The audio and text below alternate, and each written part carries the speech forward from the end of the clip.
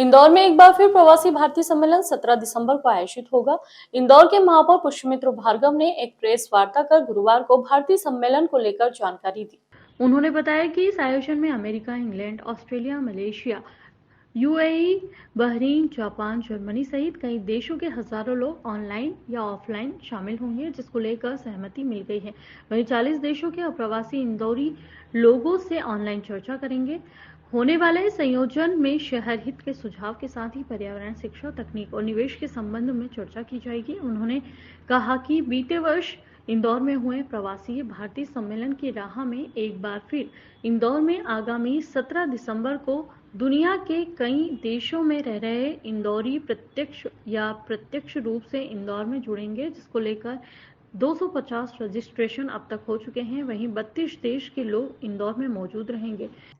आप सबको याद है पिछले साल non resident Indian summit Indore में हुई थी, जो भारत सरकार ने आयोजित की थी, और उसी समय किसी अर्बन लोकल बॉडी ने यह संकल्प लिया था कि साल में एक बार अपने शहर के लोग जो दुनिया में अलग अलग स्थानों पर काम कर रहे हैं उनको कनेक्ट करने की दृष्टि से, उनको जोड़ने की दृष्टि से urban local body non resident Indori, तो ये भी एनआरआई है एक तरीके से, ऐसा सेल बनाकर काम करेगी। और पिछले 17 दिसंबर को उसका कार्यक्रम ब्रिलियंट कन्वेंशन में किया था, जिसमें लगभग 250 इंदौरी ऑनलाइन और करीब 400 ऑफलाइन जुड़े थे।